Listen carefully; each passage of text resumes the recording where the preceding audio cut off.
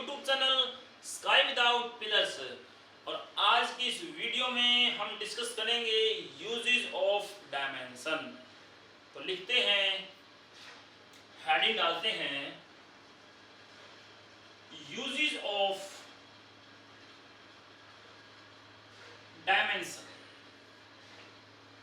इससे पहले वाली वीडियो में हमने डिस्कस किया था डायमेंशन क्या होता है। तो चलिए कुछ बता देते हैं डायमेंशन के बारे में। डायमेंशन वो पावर होती हैं जो हम रेज करते हैं फंडामेंटल फिजिकल क्वांटिटी के ऊपर to get the derived physical quantity. देखिए कैसे, वेलोसिटी एक डिराइव्ड फिजिकल क्वांटिटी है और इसका फार्मूला होता है डिस्टेंस डिवाइड बाय टाइम। तो ये फंडामेंटल है, इसके सिंबल से रिप्रेजेंट कर देंगे, ये फंडामेंटल सिंबल से रिप्रेजेंट कर देंगे। डिस्टेंस का सिंबल होता है L और टाइम का सिंबल होता है T। तो ये आ जाएगा L1 T की -1। तो पावर निकल आई बेटा किसकी, वेलोसिटी की। 1 इन लेंथ -1 इन टाइम। ये डायमेंशन है किसकी, वेलोसिटी। ऐसे ही जैसे कि एक्सेलरेशन है, एक्सेलरेशन का फार्मूला होता है वेलोसिटी डिवाइड बाय टाइम। अब ये फंडामेंटल है, ये फंडामेंटल नहीं है, इसको फर्दर फंडामेंटल में कन्वर्ट करेंगे तो क्या आएगा, distance divide by time. Velocity की जगह लिख दिया और टाइम ऑलरेडी हमारे पास था तो टाइम स्क्वायर हो गया। अब ये फंडामेंटल है, ये फंडामेंटल है, इसके सिंबल से रिप्रेजेंट कर देंगे। तो D का सिंबल L और टाइम का सिंबल T, तो ये स्क्वायर है तो टाइम का स्क्वायर, तो ये आ जाएगा L1 T की -2। तो these are the dimension, 1 in length और -2 in time are the dimension of acceleration। तो ये हमने पिछले वीडियो के अंदर डिस्कस किया था। लेकिन आज का जो हमारा वीडियो है वो है यूजेस ऑफ डायमेंशन। तो चलिए स्टार्ट करते हैं। 3 तरह के यूज हम डिस्कस करते हैं डायमेंशन के। पहला यूज है वो क्या है, to check the correctness of equation, कि कोई भी इक्वेशन रॉन्ग है या फिर राइट है, इसको कौन चेक करता है, डायमेंशन की हेल्प से हम इसको चेक करते हैं। दूसरा यूज है कन्वर्जन ऑफ यूनिट। एक सिस्टम ऑफ यूनिट को कन्वर्ट करते हैं दूसरे सिस्टम ऑफ यूनिट के अंदर, किसकी हेल्प से, डायमेंशन की हेल्प से। और तीसरा जो यूज है वो है to derive the relation among physical quantity. Different हमारे पास फिजिकल क्वांटिटी है, उनके बीच में रिलेशन अगर डिराइव करनी है तो बेटा वो भी हम डायमेंशन की हेल्प से डिराइव करते हैं। तो चलिए पहला यूज डिस्कस कर लेते हैं। जो पहला यूज है वो बेस्ड है आपका प्रिंसिपल ऑफ होमोजेनिटी के ऊपर। तो लिखते हैं फर्स्ट, जो ये आपका बेस्ड है किसके ऊपर, प्रिंसिपल ऑफ होमोजेनिटी के ऊपर। तो प्रिंसिपल ऑफ होमोजेनिटी क्या है पहले उसको पढ़ लेते हैं। तो लिखेंगे प्रिंसिपल ऑफ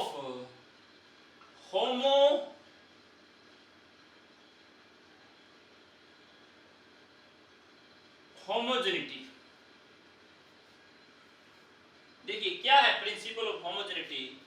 हमारे पास कोई इक्वेशन है S = ut प्लस के ½ at²। किसी भी इक्वेशन के अंदर जो टर्म होती हैं वो सेपरेटेड होती हैं बाय प्लस सिंबल से या फिर माइनस सिंबल से या फिर इक्वल के सिंबल से। जैसे कि ये कोई टर्म है, ये टर्म है और ये टर्म है, ये जितने भी टर्म हैं ये सेपरेटेड हैं या तो इक्वल के साइन से या फिर प्लस के साइन से। या फिर सेपरेटेड होंगे माइनस के साइन से, जैसे कि v माइनस के u is equal to at। यहाँ पे ये टर्म है, ये टर्म है और ये टर्म है, ये जितने भी टर्म है ये सेपरेटेड है बाय दीज सिंबल्स। तो प्रिंसिपल ऑफ होमोजेनिटी क्या बोलता है कि किसी भी इक्वेशन के अंदर जो भी टर्म होंगी उन सभी के सभी टर्म की जो डायमेंशन होगा वो मस्ट बी आइडेंटिकल, वो सिमिलर होगा। ये बोलता है आपका प्रिंसिपल ऑफ होमोजेनिटी। तो सबसे पहले स्टेटमेंट लिखेंगे प्रिंसिपल ऑफ होमोजेनिटी की, क्या लिखेंगे? द डायमेंशन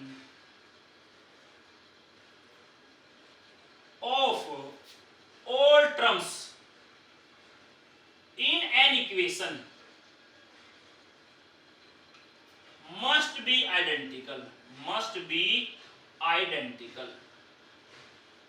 किसी भी इक्वेशन के अंदर जितने भी टर्म्स है सभी के सभी टर्म्स का जो डायमेंशन होगा वो होगा इक्वल। मतलब इसका डायमेंशन या फिर इसका डायमेंशन या फिर इसका डायमेंशन, इन तीनों का डायमेंशन क्या होना चाहिए? इक्वल होना चाहिए, आइडेंटिकल होना चाहिए।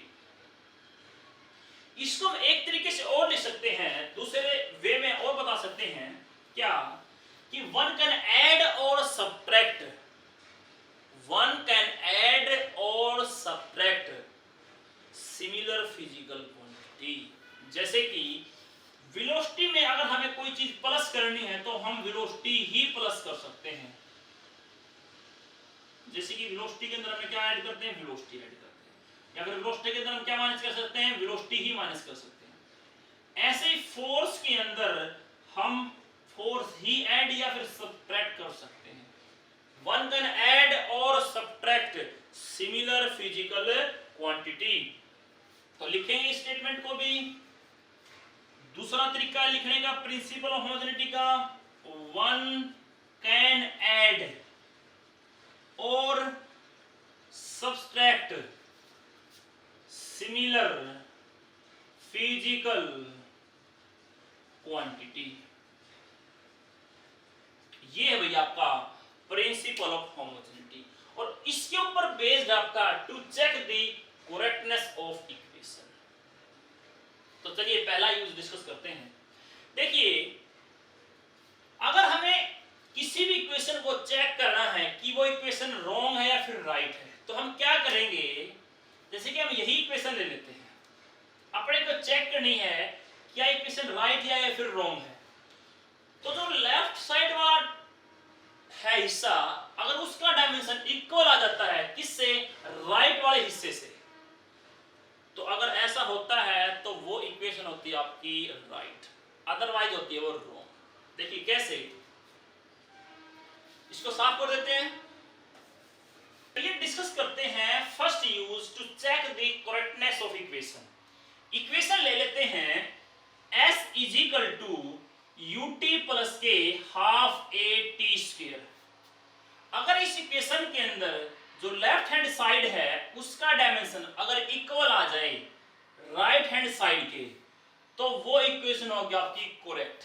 देखिए, डिस्प्लेसमेंट का जो डायमेंशन है वो होगा l is equal to velocity का डायमेंशन होगा l t माइनस के 1, टाइम का डायमेंशन होगा t प्लस ये नंबर है, नंबर का कोई डायमेंशन नहीं होता क्योंकि जो आपका डायमेंशन है वो डिपेंड नहीं करता मैग्नीट्यूड के ऊपर। तो भैया इसका कोई डायमेंशन नहीं रखेंगे। एक्सेलरेशन का डायमेंशन होगा l t माइनस के 2 और t स्क्वायर का डायमेंशन होगा t की 2। इसको सोल्व करेंगे, ये इससे कैंसिल होगा, ये इससे कैंसिल होगा, तो बचेगा l is equal to l plus l। Length में लेंथ ऐड करेंगे तो लेंथ का डायमेंशन ही आएगा, तो l is equal to l। तो आप देख रहे हो कि लेफ्ट हैंड साइड का डायमेंशन इक्वल आता है राइट हैंड साइड के, तो इस हिसाब से ये इक्वेशन है आपकी करेक्ट। ऐसे ही हम ले लेते हैं E is equal to mc square. ये एनर्जी है, एनर्जी का डायमेंशन होगा m, l की 2, t की minus 2 is equal to m का डायमेंशन मास है ये, इसका डायमेंशन m होगा।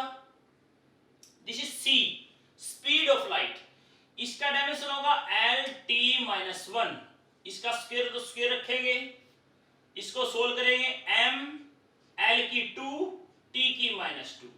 तो जो ये लेफ्ट हैंड साइड है इसका डायमेंशन इक्वल आ गया राइट हैंड साइड के डायमेंशन के।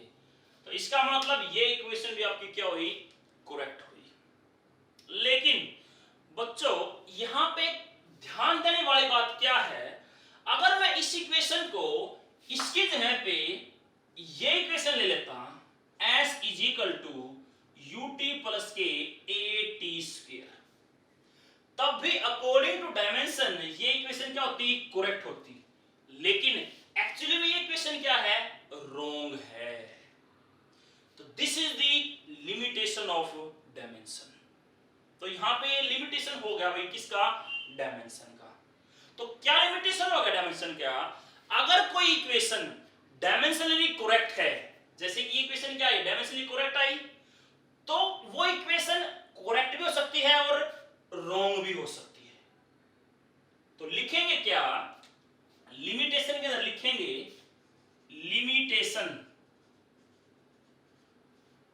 Of dimension. देखिए अगर तो इक्वेशन आ जाती है आपकी करेक्ट, डायमेंशनली करेक्ट आ जाती है, तो दो पार्ट बनेंगे, वो करेक्ट भी हो सकती है। अगर हम ये लेके चलेंगे तो करेक्ट होगी, अगर हम ये लेके चलेंगे तो होगी वो रॉन्ग। तो लिखेंगे if an equation dimensionally correct, अगर कोई इक्वेशन आपकी डायमेंशनली करेक्ट है, then it may be correct, वो करेक्ट भी हो सकती है और मे बी रॉन्ग, और वो रॉन्ग भी हो सकती है। बट इफ इक्वेशन, अगर इक्वेशन आपकी डायमेंशनली रॉन्ग है, अगर लेफ्ट हैंड साइड का हिस्सा राइट हैंड साइड की डायमेंशन इक्वल ना था, तो ये कंफर्म करता है वो इक्वेशन आपकी किसी भी हालत में ठीक नहीं हो सकती। तो लिखेंगे बट इफ इक्वेशन इज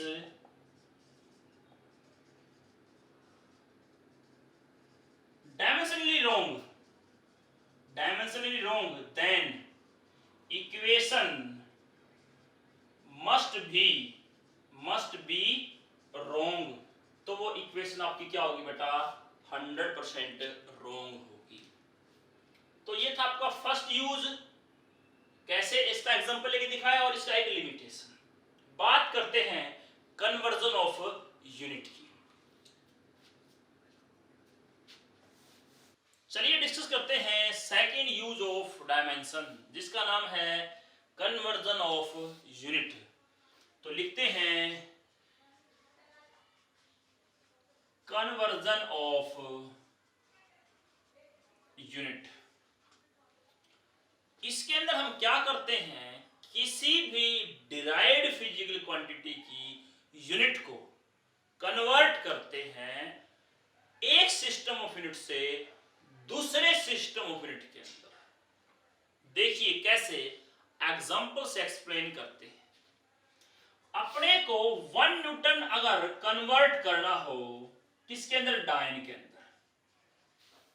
आपको पता न्यूटन क्या है, फोर्स की SI यूनिट है, और डायन क्या है, फोर्स की CGS यूनिट है।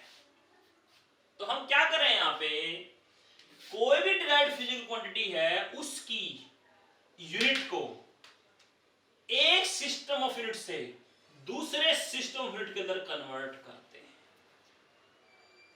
कौन सा फार्मूला यहां पे लगाएंगे, देखिए हमने मेजरमेंट के अंदर क्या सीखा था कि हम जो भी फिजिकल क्वांटिटी मेजर करते हैं वो एक फिक्स अमाउंट होता है।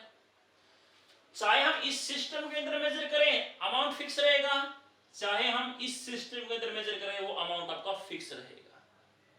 तो कोई भी हम मेजरमेंट करते हैं तो कैसे लिखते हैं, N1 इंटू में U1 इस सिस्टम के अंदर लिखते हैं, और N2 इंटू में U2 इस सिस्टम के अंदर लिखते हैं। N1 क्या है, कितनी बार वो यूनिट रिपीट हुई है, और U1 क्या है, साइज ऑफ यूनिट।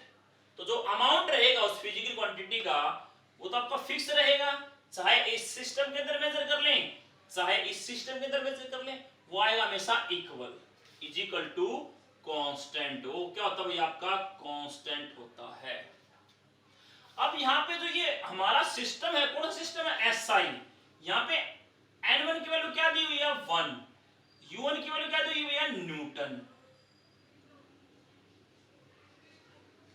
ऐसे ही n2 हमें निकालना है और u2 की वैल्यू दी हुई है डायन। तो हमारा काम क्या है, हमें निकालना है n2 की वैल्यू, सिंपल सा काम है। तो पहला स्टेप क्या रहेगा, जो ये आपकी यूनिट है, किसकी यूनिट है भैया, ये फोर्स की यूनिट है। यहां पे सबसे पहले हम रखेंगे फोर्स के डायमेंशन, पहला स्टेप। तो 1 इंटू में फोर्स के डायमेंशन होते हैं m,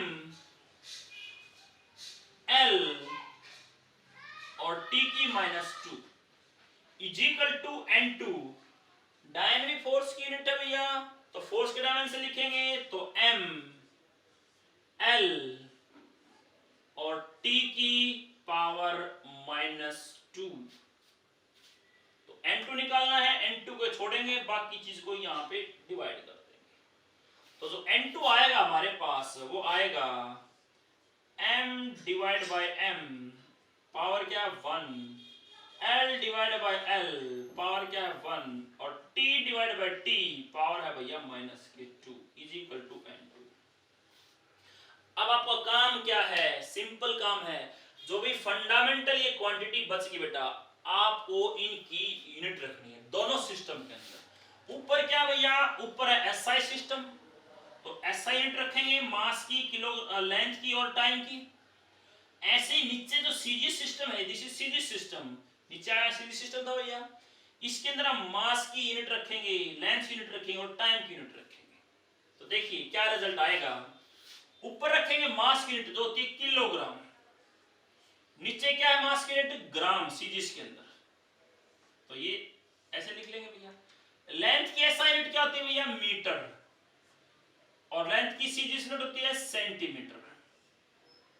एसआई यूनिट टाइम की सेकंड, सीजीस यूनिट सेकंड, इसकी पावर -2 इज इक्वल टू आपका आ गया भैया ये n2। अब ग्राम से ग्राम कैंसिल, मीटर से मीटर कैंसिल, सेकंड से सेकंड कैंसिल, बचेगा क्या बेटा के। के क्या है आपको पता है, के क्या होता है, के कन्वर्जन फैक्टर है भैया। 1 किलोग्राम के अंदर कितने ग्राम होते हैं, 1000 ग्राम होते हैं। तो हमने क्या रखा है यहाँ पे, के की वैल्यू रखी है कितनी 1000, तभी तो क्या इसकी इक्वल आया भैया। तो के क्या है, कन्वर्जन फैक्टर है, तो के की वैल्यू रखेंगे यहाँ पे 1000, 10 की पावर 3। ऐसे ही c की वैल्यू होती है 10 की पावर -2, तो 10 की पावर -2 है, ऊपर जाएगा तो +2 हो जाएगा भैया। ये सेकंड से सेकंड कैंसिल हो गया, 1 रह गया, 1 की पावर कुछ भी बेटा क्या आएगा 1 ही आएगा, इज इक्वल टू n2।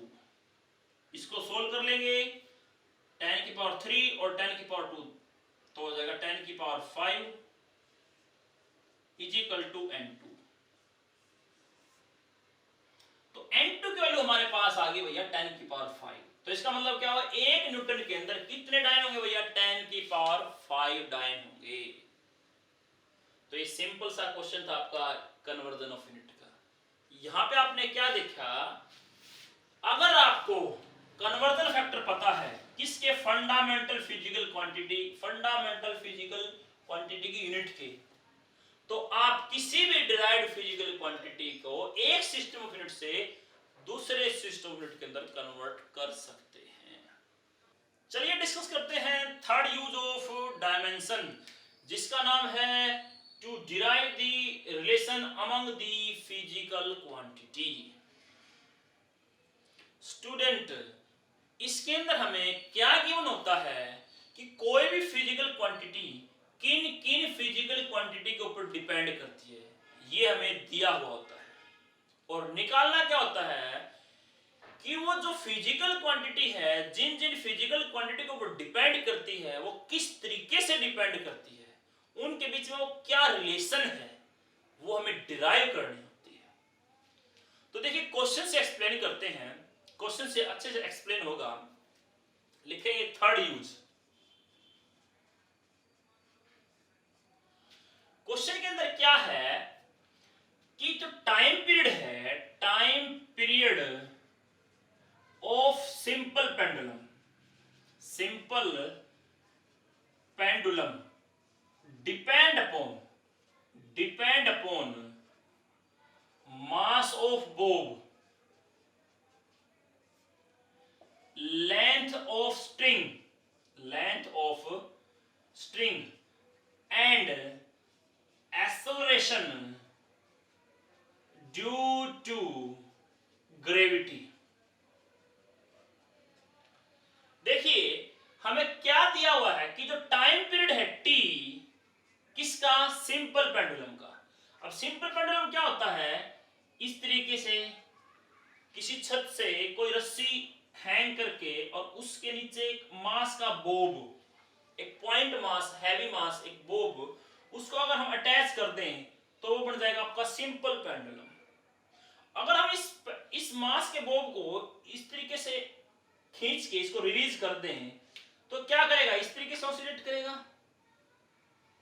तो जब यहां पे रिलीज करेंगे हम इसको, यहां से यहां पे जाएगा और फिर वापस आएगा, यहां से वापस यहां तक आने में जितना भी टाइम लेता है वो होता है उसका टाइम पीरियड।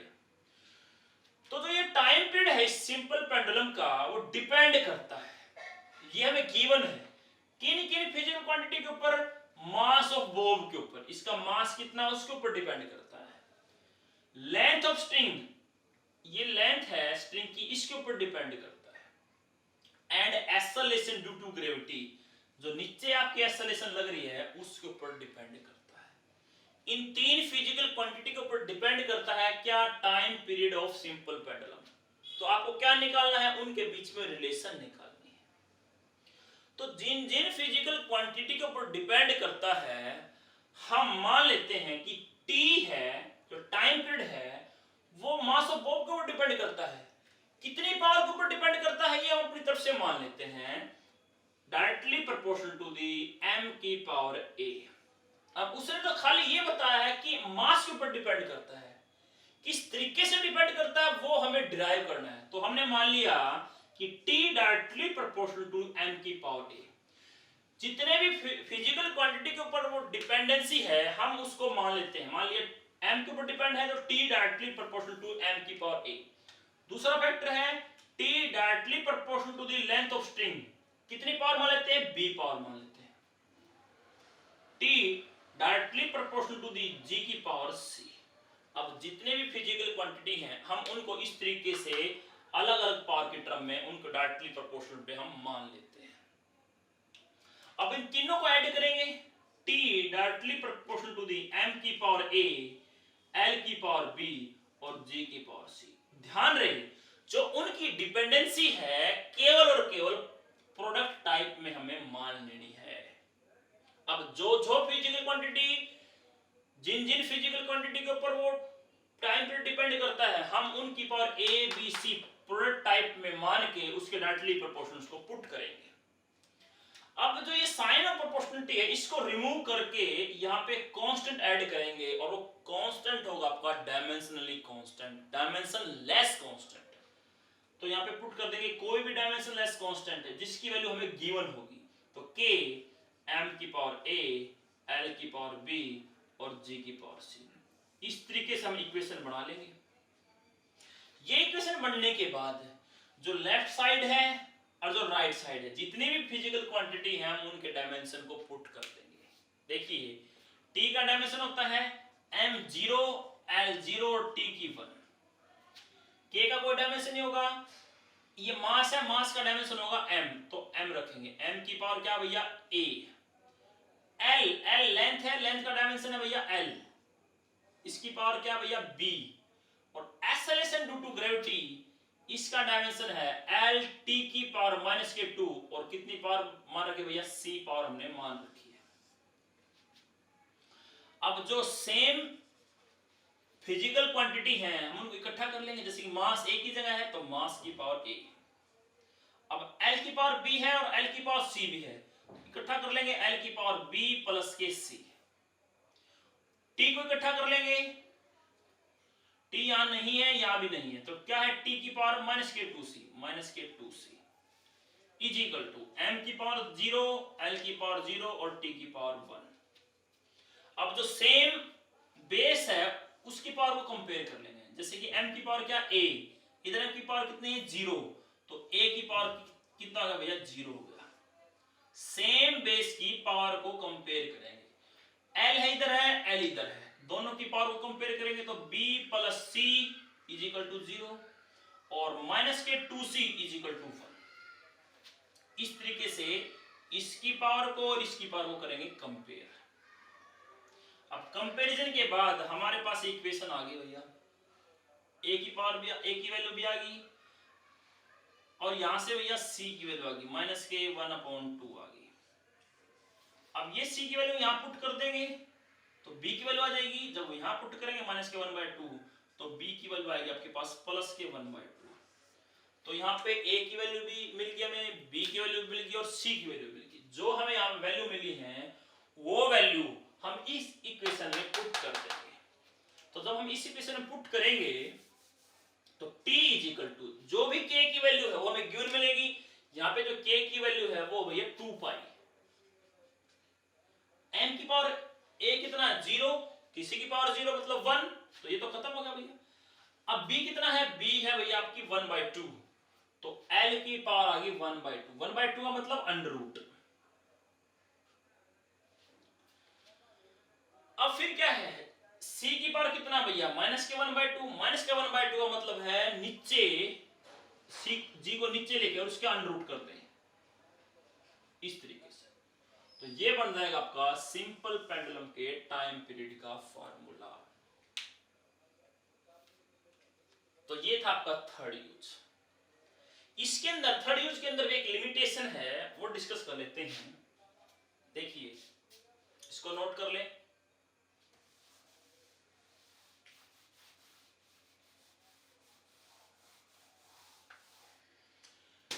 लिमिटेशन क्या है कि जो आपकी फिजिकल क्वांटिटी है उनके बीच में जो हम रिलेशन है वो डिराइव कर सकते हैं केवल और केवल प्रोडक्ट टाइप में ही। अगर हमें इस तरीके से रिलेशन डिराइव करनी होती S = ut + k ½ at²। अब इस फिजिकल क्वांटिटी में डिपेंड करती है इन फैक्टर के ऊपर, लेकिन ये आपका जो रिलेशन है वो कैसे है प्लस टाइप में।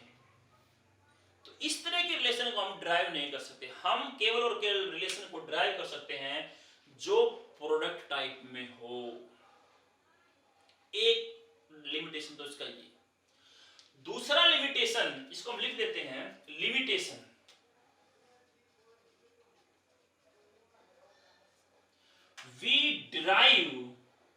we can derive the relation among the physical quantity only in product type. केवल और केवल प्रोडक्ट टाइप में ही हम इनकी रिलेशन को डिराइव कर सकते हैं। प्लस या माइनस सिंबल के अंदर अगर आपका है रिलेशन तो हम उसको डिराइव नहीं कर सकते। आई होप आपको ये वीडियो पसंद आई होगी। अगर आपको ये वीडियो पसंद आई तो वीडियो को लाइक करें, चैनल को सब्सक्राइब करें और शेयर करें। Thank you very much.